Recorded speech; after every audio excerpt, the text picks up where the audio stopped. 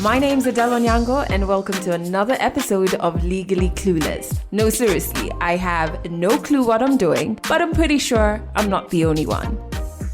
Hey you, welcome to episode 155 of Legally Clueless. Thank you so much for rocking with this podcast. If this is your first time listening, join our fuzzy corner of the internet on Instagram. We're Legally Clueless Podcast. And you can also check out our, oh my God, I keep forgetting the Facebook page. Our Facebook page, Jamini, it's Legally Clueless. There's links to both of these pages in the show notes. And also you can check out our YouTube where you get to watch our video series. There's 2 full seasons out that are fantastic. I'm biased, but it is the truth. And you can also watch our tour series as well. By the way, just a bit of a teaser, there is another tour series episode that's going to be coming really soon. But link to our YouTube is in the show notes. If you're listening on a platform without show notes, just search Legally Clueless on YouTube and you will find us. Now that you know your way around here, this is what you can expect in this episode. So I was first intrigued by animation when I was around 4 years old. I tried to draw my dolls, but I used to love drawing from like the cartoons I used to watch. Actually, the comment I'd often get is, why are these people all white? Why are they all thin? Why do they look nothing like you? I thought it was made clear that I didn't have a place in the screen because it never represented me. So this is what cartoons did and this is how they looked, not like me ever. So for me, school was in a few different places. So we used to bounce between Scotland, Ireland, and Nairobi. And I found that no matter which classroom I was in, I was always either the wrong size, the wrong color. For me, weight, I used to weigh much more. I found that because of how I looked, I was excluded from so many categories, and that was painful. Or when it's time to buy school uniform and school uniforms don't fit, that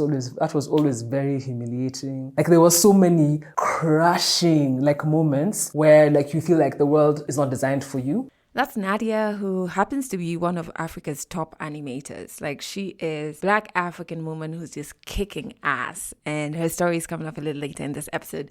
And I really love it. And I've been dying to share it with you for reasons that I'll explain later. However, Song of the Week is a classic, but it's a song that I really love. I listen to it when I'm sad. I listen to it when I'm happy. I listen to it when I want to feel calm. It does so many things to me, and I only just realized that this week and made a mental note that, hey, I have to share that with you. So the song is Papa Wemba's Rain On. Even though when I was younger, I used to sing Rain On. I don't know if I said it was like a rain chant. Wishing for rain, rain on. Anyway, check out the song in case you don't know it. If you do, chances are you probably haven't listened to it in a minute. So yeah, it's a beautiful song. And I've put a link to it in the show notes. So I hope you are surrounded by love, surrounded by peace, surrounded by grace wherever you are. Yeah, I think I'm beginning to understand how life can be so hectic. I feel like I'm juggling a lot of work and career stuff, and at the same time a lot of personal stuff. So it's just what the adulting is on a whole other level. It's so much that in my head I'm just how did I blink and it's already March? What is going on?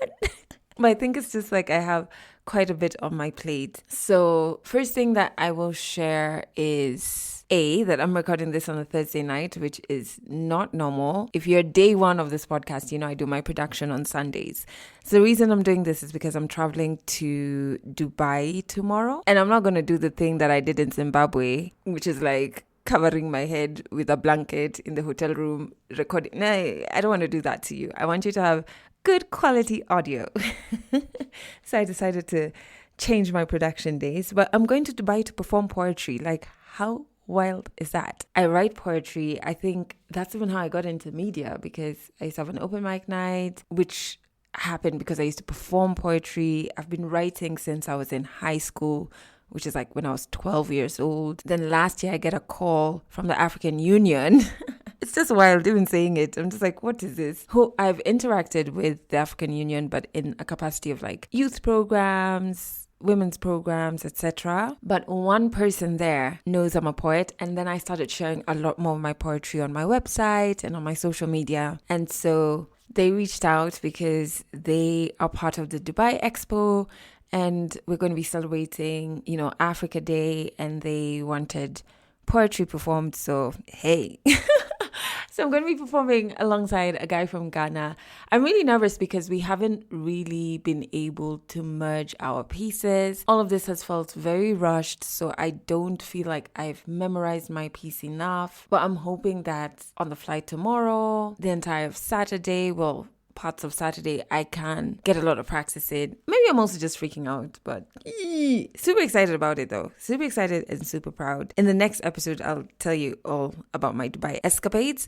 I've never been to Dubai other than being on transit, so I'm trying to have an open mind. We did some research and I was just like, okay, out of respect for countries, I'm just going to leave my tiny shots behind. Although, sometimes articles can be like over dramatic and sensationalize things, but you also don't want to go around disrespecting people's culture. So that's been interesting. Trying to pack my clothes. My clothes are all tiny. Anyway, so that's one thing I'm super excited about. And then the other thing is that we're launching the book that I co-authored on Thursday, the 3rd of March. And you are invited, by the way, if you are in Nairobi. The link is in my show notes, or just go to ticketsasa.com and get yourself a ticket. Tickets are 3,000 bob and they come with a copy of the book that I'm actually looking at right now. And I'm just so excited. Lanji and I wrote this book. In case you don't know, it's called Our Broken Silence. And it's centered around sexual violence. And it has stories from survivors, from people in different support systems. So like nurses, lawyers, family members of survivors. We have people from the queer community sharing their stories. Like, it's so detailed. And of course, we've shared our stories. Like, we've gotten each a chapter and then the other stories come in. The foreword that is so powerful was done by the Honorable Chief Justice Martha Koome, who's the 15th Chief Justice in Kenya. I'm so excited. And she's the president of the Supreme Court of Kenya. Like, I'm just... and she's going to be our guest of honor at the launch, which is a big thing because she's super busy. So even getting her to lockdown time... I wish you knew how excited I am. Like, I'm super excited. So I decided... Okay, before I tell you what I decided, you can go to ticketsasa.com to get your tickets to the launch. If you cannot make it to the launch and you're not in Kenya, the book is available on Amazon. Check out the show notes. I've put a link to it there. If you're in Kenya but you cannot make it to the launch, in next week's episode, I will share details on how you can buy yourself a copy of this wonderful book. But so what I figured is I could read you a bit from one of my entries in the book. And this one is like, okay, you know what? Let me not give you like a preamble. Let's just get into it. Sindio. Okay. Date. I want to love my body again. Dear Diary, 2 years ago, he said that I wasn't attractive enough to sleep with willingly, let alone rape. He said it on a platform that has millions of people. He hung my shame-ridden body for all to see, for all to ridicule. I had to come out and defend survivors. For years, I unknowingly held a little of their voices in mind. So when I chose silence, I too was stifling them. I had to come out and defend a body I had just started loving again. My body. I can't remember a time before I was raped that I consciously loved my body. It wasn't that I hated it then, I just didn't consciously think about it, save for the moments in primary that I felt a bit out of place for being so much taller than the other kids. I don't remember hating my body when I developed eczema and had to carry on my skin black spots that my skin condition would lovingly gift me. I never hated my body before I got raped. I had never been intimate with anyone by the time I got raped, even though I was in some sort of a relationship. It was a long-distance relationship with my high school sweetheart. He was one of those guys you couldn't wait to introduce to your parents because he checked all the boxes. A student, a school leader, played a couple of musical instruments, was good at sports, and never missed a day of church. The latter being the reason we hadn't done it yet. We were trying out long distance because he'd gotten into a top university in another country on a scholarship. In hindsight, we were definitely in that no man's land that kills relationships. You know, the place where you stay with each other because you put in so much work into this union and you're a tad bit scared of what life without your partner would look like? Yeah, we were there. But we still spoke. We spoke on the phone before I left the house party for the club. And we spoke after I got raped. One truth that I always run away from is that while other women will speak about losing their virginity, mine was stolen. That when other women speak about how quirky and below their expectations their first time was, mine was violent. That when other women giggle as they share about this, I cry. That when other women loved their bodies, I hated mine. I hid my hatred for my body behind my eczema. I told myself it was a skin condition spots that I was hiding. You see, I had spots on my legs, arms, and a bit on my neck. I wouldn't regulate my diet, the clothes I wore, or use the creams I needed to avoid the flare-ups. Part of me wanted eczema there because it was easier to hate it than admit that I hated my body, that I blamed my body for not protecting me that night. And so for years after that, I hid my body. I made sure my closet was made of long sleeves, pants, and thick stockings. I gave up swimming, even though it was a sport I loved and participated in throughout my school years. But I wasn't about to wear anything that revealed the object of my hatred, my body. I doubted any relationship I got into afterwards because we're conditioned to believe that men are visual creatures, that what attracts them first is what they see, your body. And because I knew my body was not deserving of any love, I knew that any man who showed interest in me must be lying. Perhaps I was just a convenience, the girl who was there when the girl he wanted didn't want him. I once fell in love so deeply that I shared with my partner at the time about my hatred for my body. I showed him my scars. He kissed my scars. He made me feel like perhaps I had given up on my body unfairly. When that relationship ended, I couldn't help but put some blame on my body. It had failed me again. I don't remember when I got tired of hating my body, but I am thankful that I did. That prison I had built for myself was suffocating, and waiting for someone other than myself to free me was not working. All I know is one day, I woke up and I got so tired of blaming and hating myself. So I started small by wearing sleeves that didn't reach my wrists like I usually would. I wore sleeves reaching my elbow. Then one day, I wore a sleeveless top letting my scars breathe. Next, I wore shorts without thick stockings underneath. I felt powerful. I felt like I had reconciled with my body. I felt beautiful again. It changed how I was in relationships. I knew they weren't with me out of pity. I started to rebuild my relationship with myself. I started to rebuild the broken beauty, sensuality, sexuality, and sex. You see, my first sexual experience was rape. So for me, sex and trauma went hand in hand.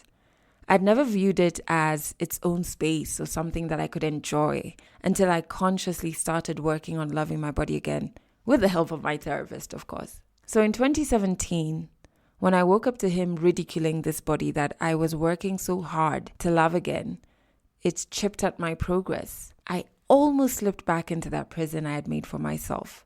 But it's a good thing that I had just started loving my body again. Yee! So that's one entry. Oh, I love it. Because it's such a representation of like a huge space I'm in terms of healing. And I mean, I say this now, even though I'm currently battling a fresh wave of triggers related to experiencing rape. And it's like weird external triggers like particular smells, particular shoes, particular t-shirt colors, eyes. It's a bit overwhelming. But I also understand that I have to be graceful with myself because healing isn't linear. So it doesn't mean I've regressed. It's just part of the process. But even just reading that, I'm like, getting so refueled. So that's part of what's in the book. And it would really mean a lot if you get a copy of this book. Perhaps you're a survivor, perhaps you know a survivor. But also, even if you're not, it'll help you understand our stories and maybe even understand your role in this fight. If you can come to the launch, that would be great. Get your tickets at ticketsasa.com. If you can't and you're not in Kenya, the Amazon link is in our show notes. And if you are in Kenya, in next week's episode, I'm going to share the details on how you can buy yourself a copy of the book. Okay, enough about me. I'm feeling a bit awkward now that I've shared this, so I'm just going to jump right into 100 African stories.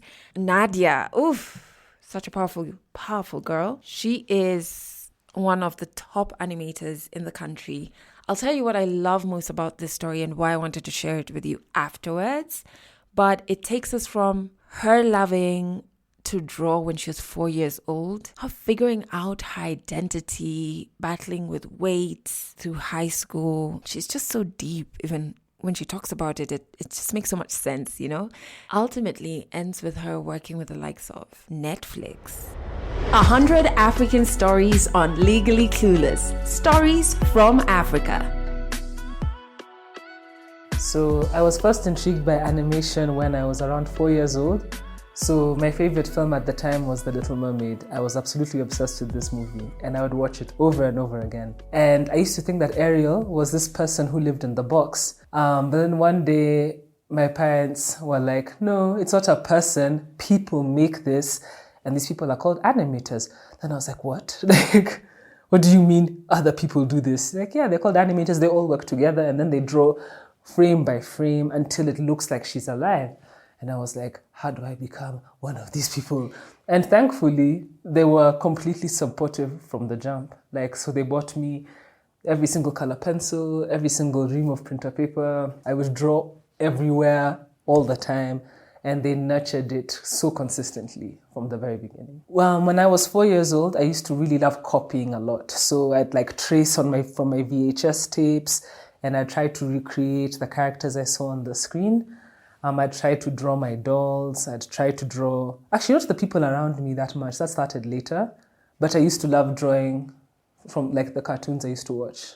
Actually, the comment I'd often get is, why are these people all white? Why are they all thin? Why do they look nothing like you? And for me, I was like, I thought it was made clear that I didn't have a place in the screen because it never represented me.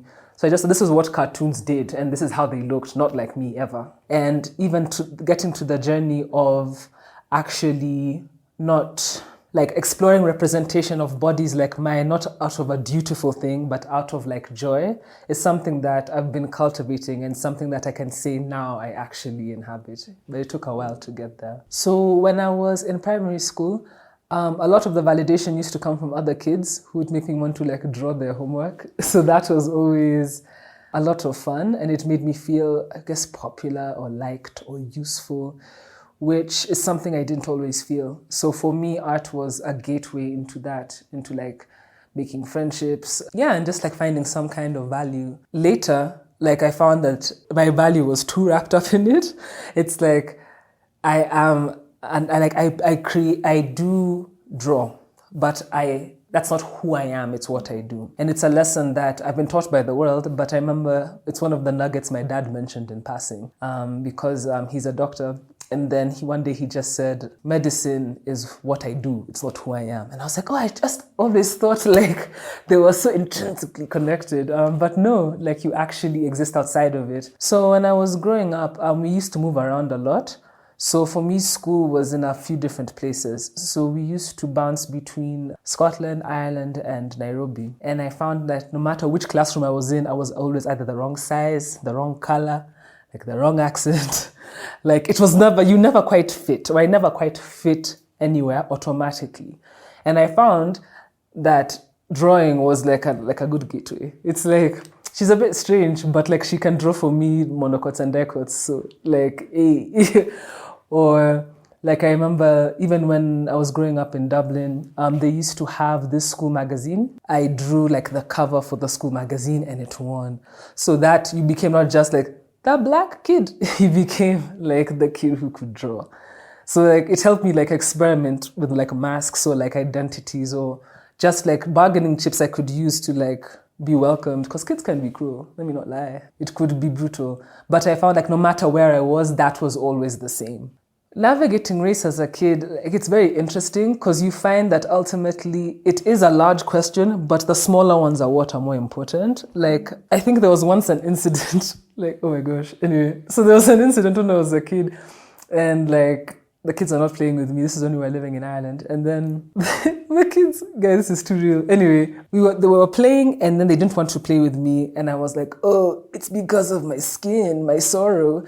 And then I asked the kid, like, do you not want to play with me because I'm black? And then they were like, no, Adiambo, it's because you're annoying. And I was just like, oh shit, son, like my chest. And that was humbling because that really taught me, like, ultimately, there are those larger political questions, like, is she black? But ultimately, like, we do the same things. And I found, like, in Ireland at the time, the most polarizing question was actually about not even Christianity, about Catholics versus Protestants. So the streets were hot, not because of racism as the central question, but because of factions in Christendom. And then there was Northern Ireland, there was the Republic of Ireland. So there were like other factions. So I found that curious. And then you come to Kenya and it's like, you're not black, you're Luo. So that means something else. So I used to think that everybody spoke Luo in Kenya. And then I found out that was not true. Then I found that people can dislike you not just because you're annoying, but because your name starts with a certain letter, or people handle you differently because you have a different class.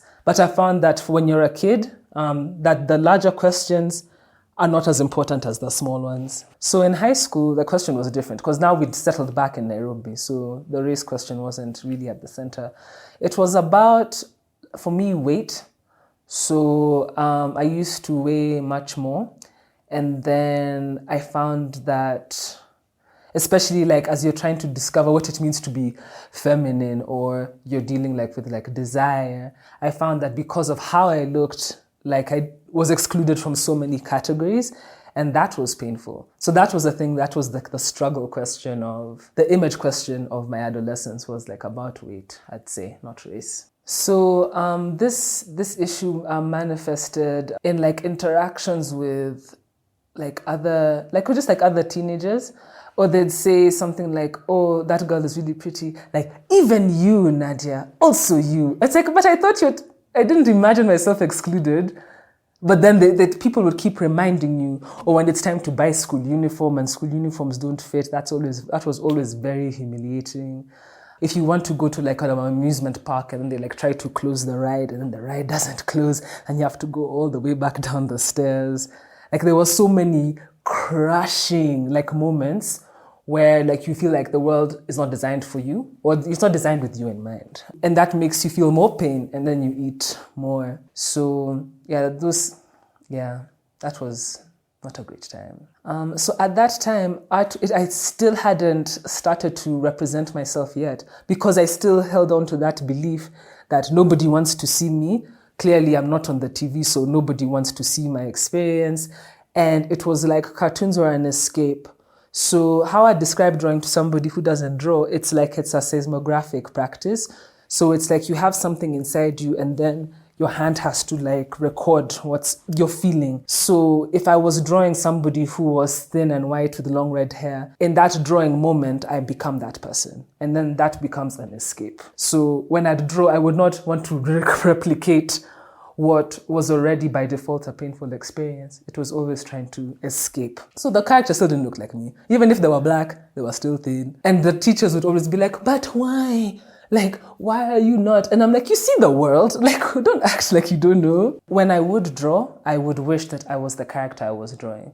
That's part of the thrill of animation practice. They say that you're actors with pencils. So for that moment, you have to learn, when you're drawing a character, you imagine how they move. You imagine like their weight, like their physics of their walk, where's their center of gravity.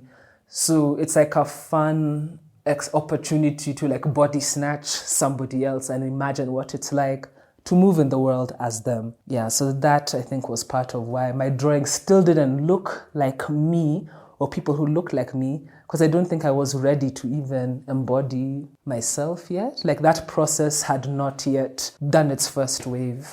So after high school, yes, I know I wanted to do art. I went to a school that had a fantastic arts program, which I'm really grateful for. I went to Brookhouse and I went to do my foundation in the UK after that. And at the point, I knew I wanted to do animation, but I also had to learn fundamentals of art, of draftsmanship at a certain level. So I went there and I was exposed to many more practices.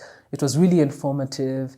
And then I came back to Kenya and I was like, okay, I think I know what I want to do, but now I needed to apply for a degree program. And at that point, I wanted to apply to Savannah College of Art and Design in Atlanta. But one day we ran into like my mom's friend. She's a dancer called Suki.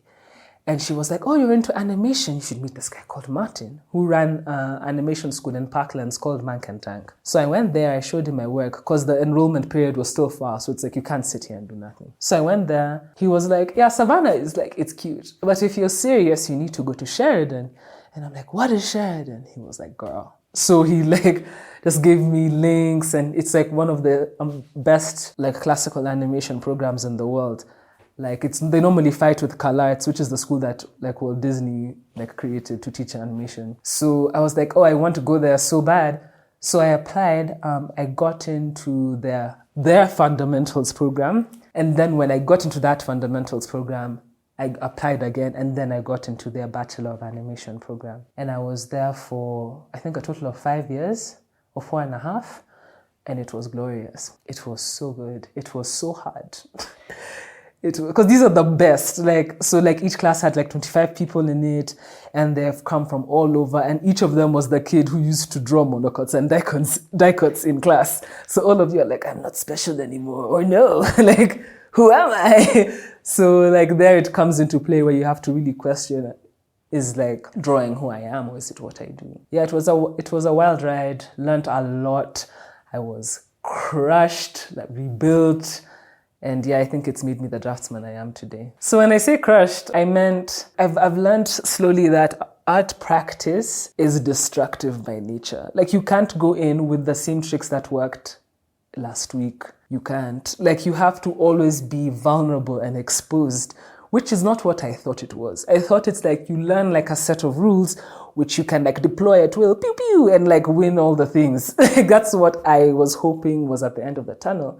But one of the things I really remember, one of my animation teachers called David Cannell or DQ, he said like, it doesn't matter how long you do this, that you will always shit a brick. Like there will always be, you look at the paper and you're like, oh no, I can't draw.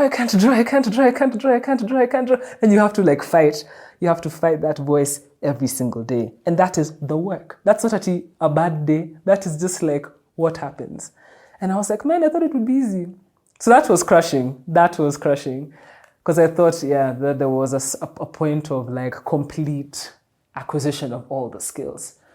But like what I'm learning to relish actually is that point actually never comes. That you have, the trick is staying teachable and staying open to always growing. Yeah, so at this point in uni, now it was like a new phase or a new chapter where I had managed to lose like some weight, a lot of weight actually. So I was like, yeah, finally my life can start. Like, I'm ready for the world.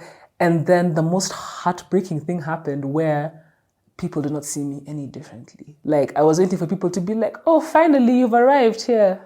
Have this gold. Like, have these boys, like they're like, or something. But no, like people would still have a reason to block you, or you're still foreign, you're still not quite, there's still many other opportunities to not be seen clearly. And that for me was really heartbreaking because I honestly thought that if I could answer this weight question, that all the questions would be answered. Which is, I think, a theme in life that I'm just recognizing. That I keep thinking, okay, if I get this, then I'll be fine. But the truth is, no. There will always be something. So at that point, even with like this new body, and as I was learning to like move as her and be read anew as her, I also learned that she's still fallible. That was really disappointing. That she still has limits, like you can't not sleep, which is something that animators love to do. And that she's still like, she has always been beautiful and worthy. Like at first I thought I had to like really get rid of that version because people kept telling me just change this thing and then maybe we'll like accept you. And I changed it, and I tried to like push her away, but I learned that the truth is that all of them are still me and all of them are still valuable, inherently valuable. And there's nothing I can perform or do that can add or remove value from that. And I think that was an arc that it started then. It started in uni and then slowly like, there's still of course days where I have to like remind myself, but I think that's the season I'm in now of like holding that or like sitting in that. So I first started working on projects when I was still in Nairobi, before I went to Sheridan. So I'd started working on Shujaz. So yeah, I was 19 and Dan Muli, who's an amazing illustrator and musician, he used to be in Just a Band. He was showing this researcher called Paula Callas around Nairobi, just showing where kids draw, like the artists. And she was doing research for her PhD in African animation. So they came to Mank and Tank and they saw me drawing. And then Dan was like, oh, hey, how are you doing? He's like, oh, these are good. And I was like, oh, thanks.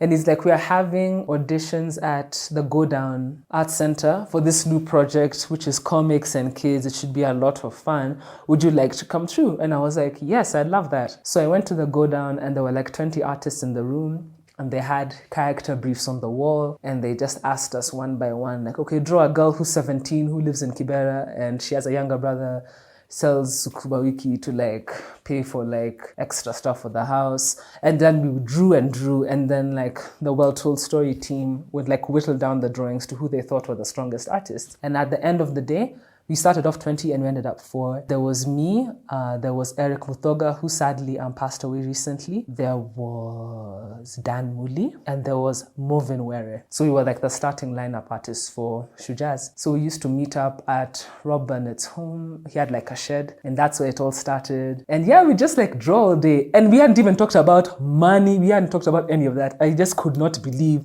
that the job was possible. So I was having so much fun, actually. I think one of the most gratifying moments I've experienced in my career so far, I was in Ajav going home. We used to live in Kileleshwa. And you know, like the way they put the newspaper at the front. There was an issue of Shujaz there. And then the guy sitting next to me was like reading. He was reading. And then he just kind of, he just chuckled. And I was like, that is the one, the feeling. And since then, because of Shujaz specifically, I have had so many glorious career moments. The project won 2 international Emmys. It has a massive print run and reaches so many people. But that laugh, I was just like, girl, if you can achieve something in my mind, I do it. And then they give you, then even you get, I was like, no, it's too good.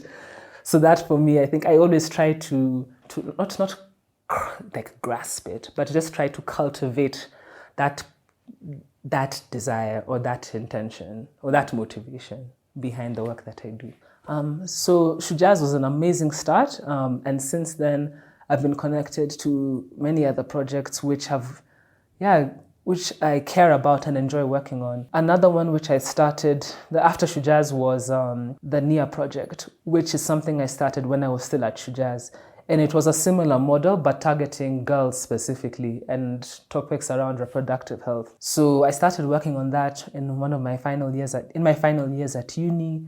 And that was really challenging and a lot of fun because, again, I thought I'd learned, okay, I'm a woman, I am Black, I am Luo, I'm 6'1", I will take up all the space. I thought I was like, okay, I'm wrapping around all these things. And when we were touring to get ideas of how girls wanted to see themselves represented, I learned that I carried another bias, which was the class bias.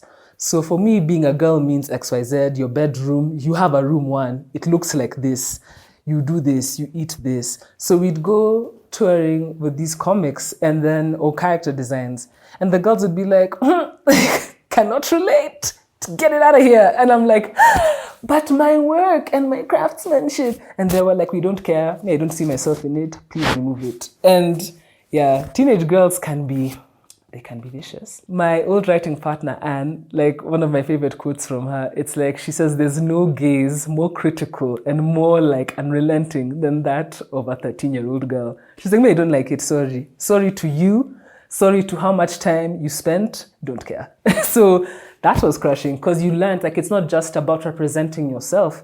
It's about service. And it's about the work is alive when the reader sees it too.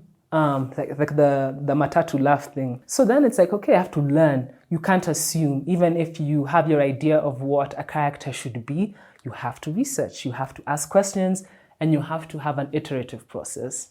So that's something that Zana gave me. It's ironic, Zana Africa, the company that ran the NIA project, really equipped me, with the tools I need to have a really healthy, sustainable career, and to always have authenticity be something that you cultivate, that you don't assume you automatically get. Then after I left Zana, I started my own studio, and I started a studio with a friend that did not work, and then I started my own studio. and I was just trying to like get small jobs here and there. Ultimately, I was able to go to Annecy, which is like the largest animation festival in the world, to pitch my project. It's called Uzi. So I'd gone there to pitch this thing, and it won. It won the Cyclic Prize, which was an opportunity to go work on the film in France. So I was like, this is going to be fire. And then COVID. And then COVID came. And then everything was like, everything shut down. But strangely enough, like the COVID moment actually is what has opened up my studio the most and has seen the most rapid growth. Because a lot of the North American studios had wanted to do work for like Netflix or even Sony and others, which I can't yet name. Before, when I'd apply, they'd be like, first of all, we don't have policy to hire you. Second, we don't know what to do with your work. It's nice, but we are not doing anything like this. Sorry to you. But then they began to recruit really aggressively because they couldn't shoot live action anymore. So Netflix had to really pivot as an animation first company. So I saw like the recruiters like asking people to join their Ask Me Anythings on Instagram. And I was like, these people don't need us. They really need us. So let me see if I can get into this door. One of the things I did to stick out was to do caricatures of all the panelists. Then I put it on my Instagram. Then I tagged them. Then they could see me. They could see that I can draw fast, that I can draw well, nini. That still wasn't enough. What actually got me my first job at Netflix, it was a friend from school. He's this amazing creator called G Magariba. He actually debuted his own show yesterday, and like Timbaland did the soundtrack. It's wild. And he was talking to the director of the film, and he said he was looking for a black girl to help him design like black girls. And he's like, I know the one. I know the person for you. And then he slid into my DM on Twitter. I don't even check Twitter. And then I opened it. And he's like, hi, I'm X. I'm working on X. Do you want to work on my movie? And I was like, say less. Yes, please. And then that's how it started. I think the thing I've learned is always to move with like generosity, not in like a manipulative, like puppet master way, but to genuinely be open to people, because you never know who's going to open that door for you. Yeah, so I started working there. I was designing characters for a feature, had a fantastic time. One of my best professional experiences to date was there. I did some work for Facebook as well last year, illustrating a safety guide for queer users. Yeah, there's just some others that I can't say. I can't say yet, but things are good. Things are really good. So I've just recently came back from Ouagadougou in Burkina Faso for FESPACO, where a film I had art directed called The Legend of Luanda Magere was premiering, or it was showing, it was screening there. And working on that film was an amazing experience because at the time, like I was looking for a production to work on, and Kwame Nyong'o, the director, asked me to go on to do backgrounds. So I was like, yes, of course, I'll do this.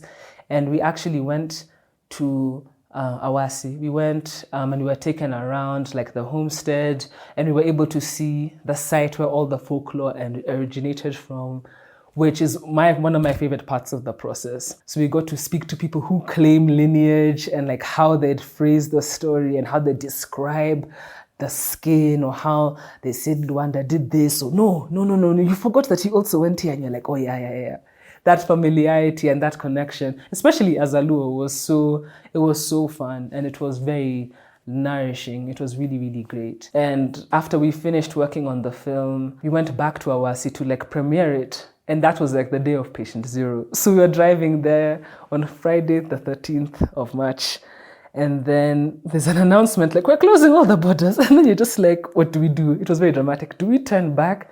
And then Kwame's like, no, we've gone too far. And we had to like keep going. So we did. And that was like one of like the best trips because we knew everything was going to close up soon after. But we were able to show it to kids. And they really responded, and they really laughed, and they really saw themselves. And that was great. I was like, I can actually do this. Like, this is actually happening. That project like has opened up so many doors, and it actually taught me so many lessons about how to lead, because Kwame is one of the most generous directors people I've actually ever experienced. He's so warm, so consistent, and so relaxed at the same time. Like, he's like really cool. I actually don't think about being the only woman in these spaces often until somebody mentions it. I'm like, oh yeah. Because so far I mostly am. Like, unless it's the production side, because production is mostly run by women, I've noticed. Like the schedules and like making sure everything is running on track. It's mostly women. But yeah, creatively on the continent so far, yeah, I find I'm usually the only woman in the room. And I think it's because it's part of a larger pattern of being the other. So I'm just like, oh, I'm the only one. Again, okay, it's cool. We know how to do this. We know how to navigate spaces like this. Unless it's at Zana, where it was a company which was like feminist in its design and hired mostly women. But other than that, like largely, yeah, I am the only woman. And it's great and exciting because that's actually working in my favor at the moment. Yeah, I think it would be dishonest to say that I don't recognize that specific politic is also opening up doors for me. It really is, because people are really keen to represent the experiences of women on screen, not just of Black women on screen, not just like in live action, but in animation. So it means people like me will become more sought after, instead of before where they're like, we don't know what to do with you. Like, sorry. Being the only woman in the room is also mostly fun. It's because people are really generous and I guess open, as long as you deliver the draftsmanship. Like, have you drawn it or have you not drawn it? Like, I find that the gaps or issues I have to deal with are mostly like issues of like professional conduct. Like, if I have a professional weakness, people will tell you, stop it, please do your work. And you'll be like, I will, I'm sorry.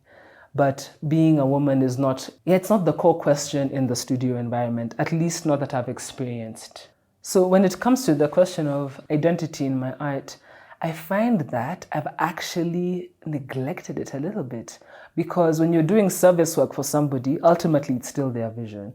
So even if you bring like, what if it's like this? What if it's like this? Ultimately, like, but me, I said it's like this. So, and that's when I learned a thing about me is that I'm not good at taking direction because I want to be the director. But yeah, I've actually neglected it recently because I'm on some projects where the experiences are not mine. They're adjacent to me and they're things that I care about, but it's not me.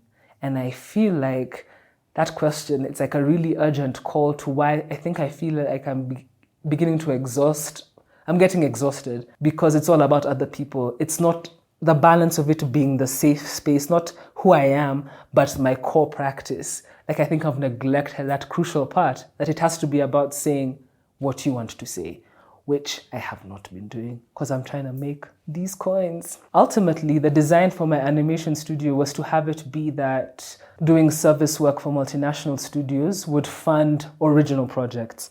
But right now, I haven't cracked the time and energy balance to make sure that it's actually being funneled into work that is mine.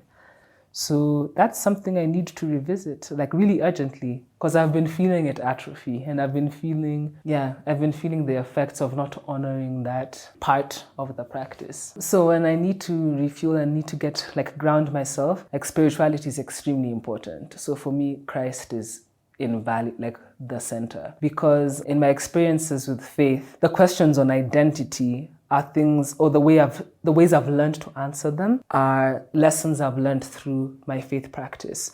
Like, ideas that it matters how you are made and how you look. Also, you are inherently valuable. Nothing can ever add or remove from who you are, who I have made you to be. And like that intimacy and that safety, that's a very leveling thing for me. It gives me a lot of peace. So if ever I'm like, oh, like this has happened and I drew bad drawings today, or I didn't deliver this today, or I feel like I'm not performing at my ultimate, like a Nadia, like I'm not Nadiaing as I should, but ultimately I'm still me, and nothing can ever add or remove. Like, forgiveness and healing are available in like abundance. So I'm like, okay, let's go back to that. Like, I find that the thing at the center. There's many other ways that light shines out, like in other facets of my life, like with my beautiful family, my incredible friendships. But personally, like by myself, that's, I think, where it starts. Catch more African stories in the next episode of Legally Clueless. That was such an awesome story and honestly conversation, because I feel like we learned not only her progression through her career as an artist and getting into animation, but also just her evolution as a human, as a woman, as an African woman. It was so mind-blowing to listen to. And I remember when we recorded this, I was just like, I can't wait to share this on the audio episodes. I can't. So Nadia actually shared part of this story on season 2 of our video series. So if you head over to our YouTube channel, you can watch a condensed version of this story. But I think there was so much I identified with in the story, from when she talked about her insecurities with her body, and when she draw, the slimmer woman or the slimmer cartoons or whatever, it's like she could be that person for a moment. That was so intriguing to me. It was quite something. Ooh, when she talked about fighting the I can't do this. Ooh, I face that all the time. Let me tell you, there's so many times I even questioned this podcast with all that it's achieved, and not even that, with me enjoying giving you these episodes every week, and like how we've grown with our video series, the tour series, all of that. I still have days where I'm just like, this is nonsense. What you're doing isn't even that good enough. Just stop. Stop. Nobody cares. Nobody cares, Adele. Turn off that mic. It's overcoming that and still turning on the mic and recording that you have to do. Ugh, those moments are so challenging. I thought it was quite insightful when she talked about racism and the smaller questions. I've never ever thought about it in that light. So I was like, intriguing. Ooh, this is something that I absolutely love. And I was so blown away when she said her dad said this thing, because it's something that I think and say all the time, which is there's a huge difference between who I am and what I do. And I had to unpack that, especially when I left KISS and stopped being a radio presenter. And many people thought that's who I am, but that was what I did. Big difference. So I loved that. And I also love just the ending, extending grace to yourself, just being graceful with yourself in the moments where you feel like you can't do this or you feel less than, just like being very kind and graceful with yourself. I don't always manage to do that because I think like we're our own greatest critics, but yeah, let's exercise that grace muscle, Cindy. I'm so thankful that you listened to the podcast to the very end. Remember, please attend the book launch if you can. It would be so great to see you there and to meet you. Just go to ticketsasa.com, and in the events you can search Our Book in Silence book launch, or you can just check out the show notes. There's a link there. Please cross your fingers for me for this Dubai performance. I feel so ill prepared, but I'm going to remedy that on that flight. In fact, I'm going to record my poem now, load it on my phone so that I can be listening to it over and over on the flight. But still, cross your fingers, send me good energy, light candles for me. And then remember that if you are in Kenya, you can catch this podcast on Trace Radio every Monday and Wednesday at 12 noon and 11 p.m. Fridays at 12 noon. Just go to traceradio.co.ke for a list of the frequencies on how you can catch and stream Trace. Yeah, boy, time for me to end this here so that I can pack my bags. I don't know why I sang that. Please don't judge me. I'm just tired. It's like heading to 1 a.m. Yeah, I wish you all the love and all the grace that the universe has to offer you. That's it for this episode of Legally Clueless. You can share this podcast with your friends. You can keep it for yourself. I'm not judging. Just make sure you're here next week for the next episode.